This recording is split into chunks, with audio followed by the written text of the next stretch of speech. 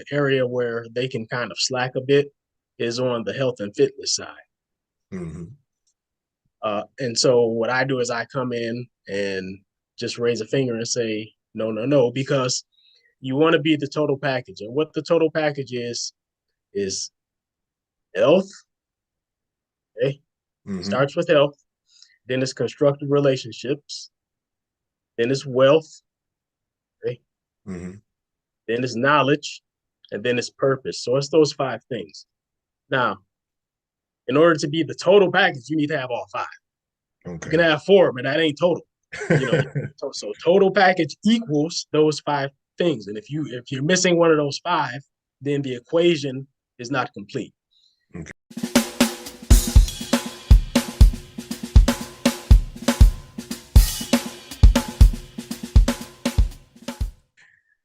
Greetings. This is Scott Fain with the Team Woods podcast, and I'm here today with one of my closest and best friends, fitness ambassador for the motivational and fitness startup Bounce Pep, young Mark Johnson. How you doing, man? Hey, hey. Well, I'm not as young as I once was, but I feel great. And I want all of you to feel great as well. And especially my main man, Scott. What a great guy. What a Thank great, you. great guy. We have been friends a very long time. And I just want to let all of your listeners and subscribers know that you're a wonderful man. You've been a dedicated father for a long time, actually married a bit longer than me. And I have a great deal of respect for you. So thank you very much for inviting me on your platform. It is an honor. Thank you, sir. I appreciate the love, and it's reciprocated as well. Love you, love your family, and just we've been friends since high school, and that's one of those things that doesn't always translate into adulthood. And so there's a handful of people that I keep in contact with and connect with, and you're one of those folks, and that's not for nothing. That we still keep in touch. Uh, Absolutely. Absolutely. since we started talking about the history and origins of our friendship, we both come from Detroit. That's where we came out of. How long have you? But right now you're actually living abroad in Japan. How long have you been overseas? Yes, I have lived most of my adult life in Japan. I've done some, well, I did one stint for 6 years back in the United States where I lived in Columbus, Ohio. But outside of that, most of my adult life, including a lot of my college years, were actually spent in Japan.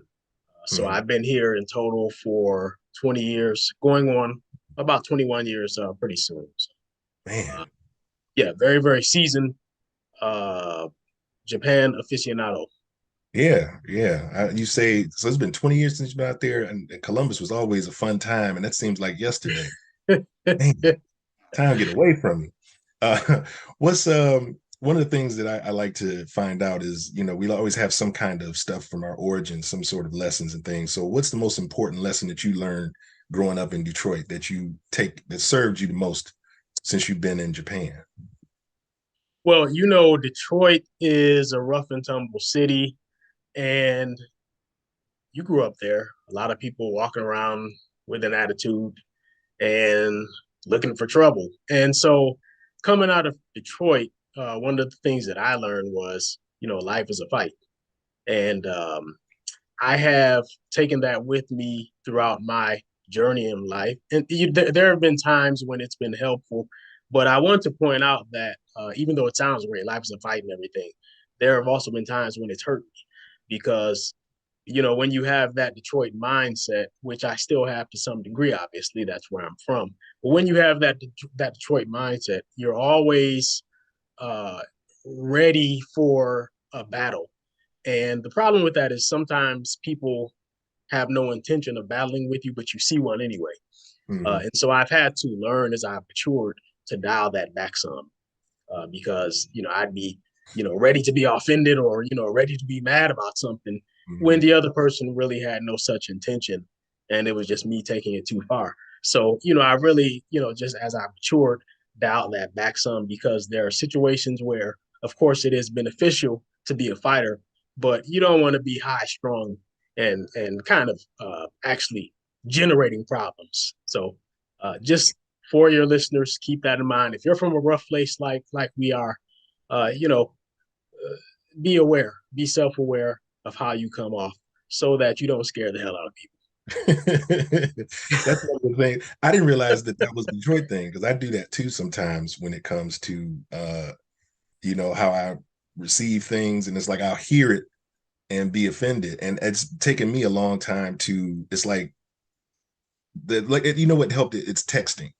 You can't get people. across emotion in texting, and I found myself getting mad at hearing somebody's text or somebody getting mad at something that I texted. I'm like, I didn't. So I'm like, okay, well, you know what? It's none of my business what's in your mind, and I'm going to try to approach it with this. I'll take it the best way possible, which you could have possibly meant it. At least I'll try to. And then Yeah. if you double down and it is offensive, then we can do something. um, let's drift a little bit away from personal and talk a little bit more about Bounce Pep, as that's uh, the endeavor that you're in right now. And I've looked at some of the videos that you're doing, and I see a lot of motivational stuff. I see a lot of fitness, and you're looking good in the gym. And so, tell me a little bit. What's that? What is Bounce Pep? Well, Bounce Pep, first of all, in a very broad sense, is a society that focuses achievers, okay, not mediocre people, not average people, achievers. It gets them to claim their identity, understand their identity, and then aim higher. So it's really about claiming your identity and then aspiring, for even more than you've already done. Because even if you've already achieved something, a lot of times there's an area of your life where maybe it's lagging a bit and you still have some work to do. So, like, how long have you been in business? do. Oh, 18 months. Oh. And typically I offer a course, and the course helps you to, again, claim your identity and then build fitness habits within 3 months so that you can live your best years. Uh, a lot of people,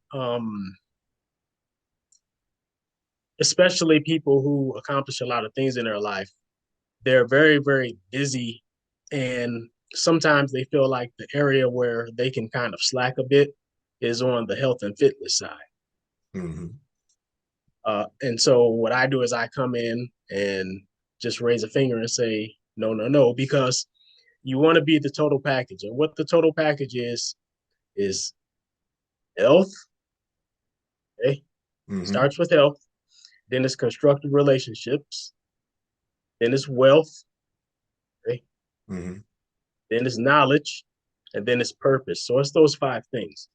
Now, in order to be the total package, you need to have all five. You can Okay. have four, but that ain't total. You know, so total package equals those five things. And if you're missing one of those five, then the equation is not complete. Okay. And so again, we just focus on the fitness aspect. Okay. So do you do like what types of exercises would you have someone do as far as like to get on the fitness side of things? Like what's a fitness program that you have? Yeah, I have a whole framework. It's called PACES, and basically, what it gets you to do first is, again, affirm and claim your identity. So I make this point on some of the videos. If you go on to the Bounce Pep channel on YouTube, you'll see me making this point sometimes. Mhm. The reason a lot of people cannot seem to get in shape, to even start working out and keeping themselves fit, is because of their identity. What I mean by that is they can imagine themselves being out of shape. Mhm. Okay. Right. They can see themselves being out of shape. Right. Whereas with me, I can't see it. I can't imagine it. It's not a part of my identity. So it would be unacceptable for me to indulge in habits that would lead to me being unfit. Okay. Okay. So what we do is we work on the identity first, and then we help you understand the importance of time. I call it quality of time. Quality of time. Mhm. So, you know, we only have so much time. You can you can ruin a lot of things in your life and then rebuild them. You can actually mess up relationships. You can mess up money. You can mess up your health to a certain extent and still get back on the right track. But the one thing that, once it's going is actually time. So you need to have high quality of time. And you cannot have high quality of time if you are rickety and if you are creaky and if you are ailing from all kinds of illnesses, if you're on medications, you're in and out of the hospital, you're in the pharmacy, you cannot have a high quality of time that way. Okay. So it's about taking responsibility of figuring out who you are and making some changes or just Yes, making, absolutely. yeah, making adjustment. Absolutely. What's been the most fun part about building this business? Well, I would say creation and contribution. It's kind of a combination of those two things. Mhm. So because what I do is focus on mindset more so than technical aspects of working out. There are like a million people online and fitness coaches and personal trainers who can do that. That's just the ABCs of working out. So there's nothing I can add there or explain better. So what I focus on is the creation of ideas. And Mhm. if you've seen my videos, generally I'm talking about some idea. Every once in a while, I'll throw in something about, try this kind of workout or, try this technique or something. But most of it is really about ideas and getting inside your head. So creating ideas and then, of course, contributions. So contribution is just helping people. So Mhm. creating the ideas that help people is a lot of fun. Yeah, I agree. And when it comes to working out, I understand where you're coming from. Because sometimes the hardest part about working out is just starting the workout. And so if you can connect with somebody up here to get out of their own way, to just get up, do whatever, that's a step in the right direction. And you're right. There's a lot of people who tell you do this exercise, pump, pop, pop, but I agree with you on that one. As far as like this whole process, what's been the toughest part of it? What's been the most challenging?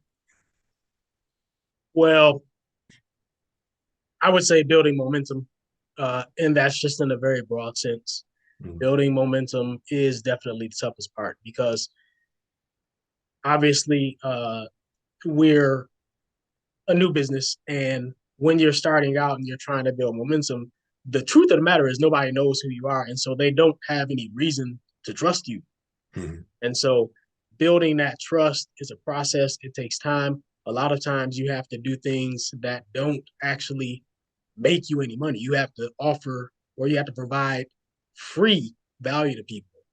And that's how you bring them on board and gain their trust. And eventually they start spending some dollars with you. But there is a period where you're building momentum. It takes a lot of time, it takes a lot of work, and you might not be compensated in terms of dollars and cents, for a while. So Mm-hmm. that part is definitely a challenge. Okay. Yeah, I agree with you as far as building some kind of trust with the folks that you're trying to deal with and building your audience. What's been your biggest accomplishment so far in the world of health and fitness? Well, just for me personally, Yeah. well, so I'll go a little bit into my personal story. So, I started working out, and I mean, I started working out from zero, no experience, no real clue about how to do anything. And I was 45 years old. So, 45-year-old man, Scott, you've known me since we were in high school, so I'm a small guy. I'm not a big guy. I was always the smallest kid in class, and even today, I'm a small guy. So Mm-hmm. I don't have any physical gifts. I don't have any genetic advantages over anybody. I don't have any of that. But somehow, a 45-year-old man, scrawny, weak like me, was able to actually get in shape. I looked, I mean, basically, if you saw me, you would see in person. You okay? He looks different. Well, I've seen the images on the some of the images on your videos to see that you're Yeah, in shape, sure. yeah. So that I'm proud of that. To be middle aged, start from zero, and just make it happen, and actually be excited about it. And be so excited about it that I want to actually help other people. I'm very, very proud of Okay. Well, what about your fitness goals for this year? What are those? Or can you share one or two of your fitness goals for it. 2023? Yeah, yeah, because I've always disliked um, working on my legs because when I started working out my legs, it was with my personal trainer, and the first thing he taught me to do was squats, and I have never really enjoyed squats. I basically don't like squats, Mm-hmm. and I realized after a while, after a few years of working out, that um, being married to squats on leg day was actually holding my legs back because what happens is all of the other muscle groups like chest and arms and back, um, I would cycle through those every week religiously. Mm-hmm. Shoulders, I would do those every week. But leg day would only come up like once every 3 weeks. And it was because I hated doing squats. So recently I've decided that I'm going to start working on my legs because they are lagging behind the rest of my body. And I have decided that I do not have to do squats every doggone time. There are a lot of other exercises that I can do for my legs. So I'm going to work on that this year. Yeah, I don't know anybody that loves leg day. That's always like like, oh, it's leg day. Everybody hates leg day. uh, what about um, what about your diet? That's been the other factor for me is when I start gaining too much weight, I dial back on the fried, I dial back on this or whatever to kind of keep things in mind. But what do you do as far as like your diet these days? Okay, first of all, you're on the right track. So let me just tell you that you're on the right track. So you have basically the opposite body type or somatotype as me. So I'm slender. You're more of heavy set. Mm, So we have really opposite issues to deal with. For me, I don't have any concern about gaining weight. I've never had any problem with putting on, or how should I word that? I've always been slender. mm, So I don't worry about eating too much or anything like that. Uh, you obviously are going to have the opposite issue. It's going to be easier for you to gain weight. So, yeah, if you're cutting out, fried foods and other things that you know are going to make you gain weight beyond where you want to be, then that's a good idea. Now, for me personally, um, I don't have any kind of a restrictive diet. I don't really believe in restrictive diets, quite frankly, because I think for the most part you can use common sense. When you're going to a fast food joint 4 or 5 times per week, I mean, what do you expect? You look terrible. What do you expect? If you're eating fried food 4 or 5 times a week, some people eat it almost every day. Well, I mean, what do you expect? Your arteries are going to be clogged. Uh, if you're drinking soda pop with every meal you have some sweetened drink. Well, I mean, you end up with diabetes. Well, uh, what do you expect? So, I don't think restrictive diets in general are really that necessary if people just use a little bit more common sense. People know that some of the habits that they have are bad, but they just do it anyway. mm. Um, so, me personally, yeah, I um, if I have fast food maybe once a month, that's okay. I try not to eat fried foods more than twice a week. So I just try to limit that kind of stuff. And then I, of course, eat, a lot of vegetables. I love to eat fruit. So just some common sense things. If I was a larger person like you, and if I were more prone to gaining weight, I would probably have to have a different game plan. But I wouldn't necessarily have any food group or anything that was off limits. I would just use some common sense and not go overboard in certain areas because you have to get. I think you need to get your macronutrients. So that would be your proteins, your fats, and your carbohydrates. Yeah, I really believe you should try to get all of them. yeah. As it relates to diet and stuff like that, that it is a challenge sometimes because we do have different types of body types and things like that, and sometimes common sense isn't so common. It's easier. It comes down to what's easy sometimes, and you get done working 10 hours, and a lot of people don't want to spin and figure out what to cook and all that kind of stuff, and it becomes easy. And it does require some measure on yourself to say, or at least acknowledge, I can't eat like this all the time. And that's a good place to start. And then just trying to make, like you're saying, make a couple of nice choices, cut some of the stuff back and just a little bit extra for you, take a 5 minutes extra in the morning or something. Um, just as far as before we leave food altogether, you guys experiencing the inflation over there? Like, have the food prices gone up noticeably in Japan? Like, how much are eggs? Yeah, yeah, absolutely. Food has definitely become more expensive. I don't really pay all that much attention to prices, quite frankly. I just buy, the food that I want to eat. So if it's going up, I don't worry about it anymore. I don't worry about it too much, because you have to eat. Um, Do you some guys people worry about, a lot of people worry about like the price of things that they have to pay for anyway. So I'm just like, I'm not, I'm gonna buy whatever the price is, basically. So. Mhm. Yeah, yeah. But to I answer mean, your question, yeah, yeah, it is more. okay, okay. What about gardening? Do you do any kind of gardening, or have you considered gardening to, supplement or add little things to your plate that you can grow? Yeah, we have a few like pots out in the back patio.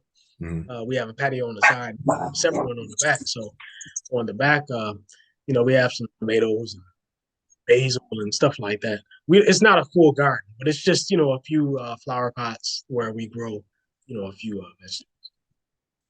Okay, so nothing, just something special for support the family, but nothing extra or anything like that. Yeah, nothing big. Okay. Um, so what's your? I see. I know you. Sorry, I got the dogs over here. Uh, I know you're selling fitness equipment. What's your most popular product? Well, in terms of a physical product, it will be the auto protein shaker. Hmm. And so it's basically just an automatic, you add your protein powder in there and it mixes it for you automatically. And it's a great product. That's the only product that we sell that I don't personally use because I don't drink any protein shakes or take any supplements of any kind. I don't touch any of that stuff. Hmm. So curiously, that's that's what I've sold the most of, but I don't actually use it.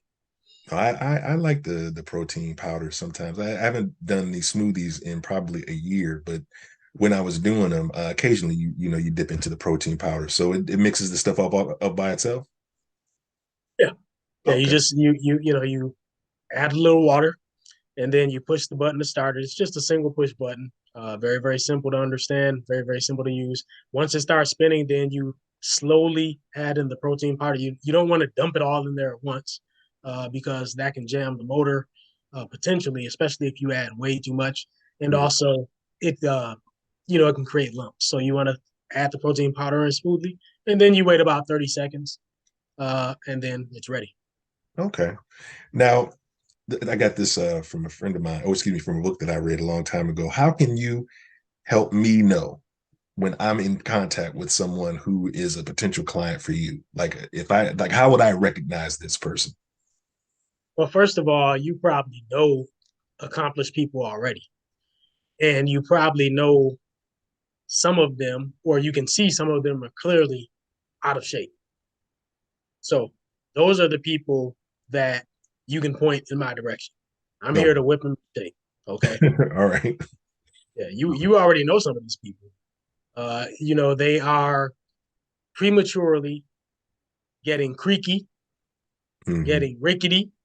They are prematurely on medications. They are prematurely getting weak, especially guys.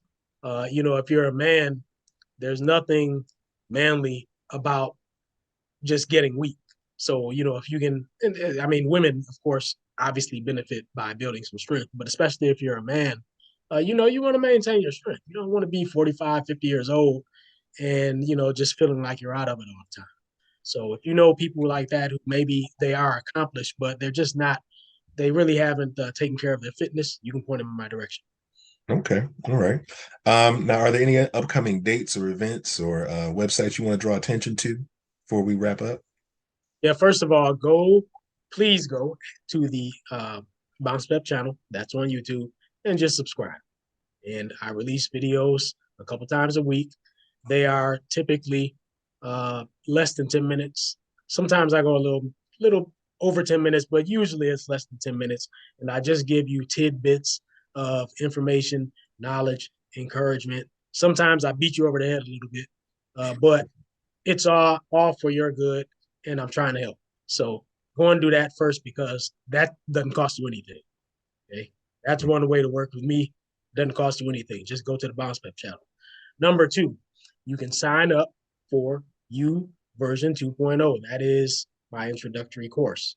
And so that is the course that we spoke about kind of in the beginning, where I teach you how to claim your identity. I teach you how to take your time and create quality time with it, and some other things that are going to get you started in your fitness journey and help you to build sustainable fitness habits so that you don't start and then give up within 6 months.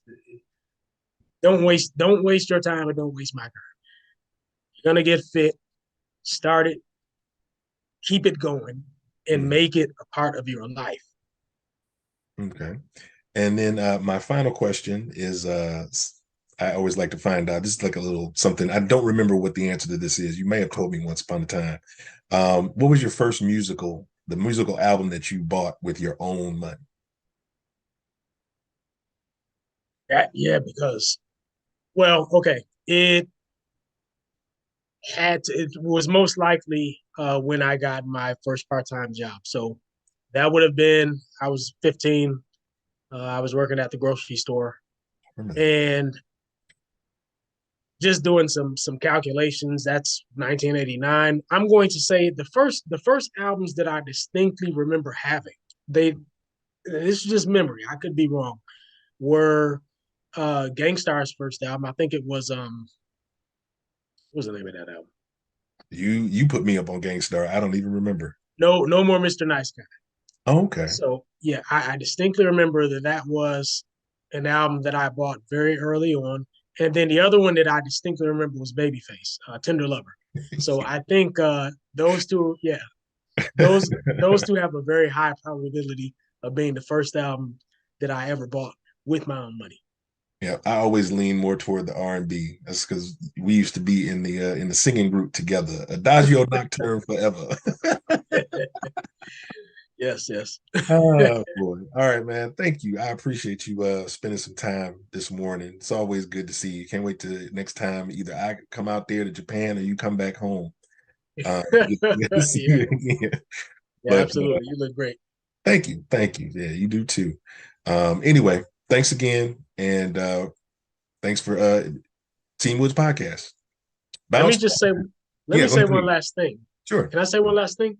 Mhm. Um, I saw one of your podcasts, and it was from a couple years ago. It was a young lady. She was talking about. I naturally looked at that because she was talking about fitness and how she's dieting, and I Mhm. don't remember her name, but she mentioned something about when she was getting fit. She would go out with her friends, and they would basically try to sabotage, her attempts to, eat well and Mhm. just do better for her body. And so, coincidental, it was not a coincidence. Actually, that inspired me to actually write a new pep talk. So, I release these pep talks on Instagram and also on my website at Bounce Pep. Oh yeah, that's right. Yeah. The, the latest pep talk actually addresses, what she was talking about. So uh, go to Bounce Pep and go ahead and read that latest pep talk. It is called Hold Your Ground. And you can also go to Instagram Mhm. at Bounce Pep / Mark Johnson, and you will see the same abbreviated version of that pep talk. But anyway, go ahead, take a look at that, Scott. I will definitely take a look at it. The person you're talking about is Crystal Campbell, good friend of mine. Hello, And I said, oh, yes, I will for sure. yes. All right. Well, thank you again, man. I appreciate you. Love you. Take care. God Love bless. you. Thank you. All right.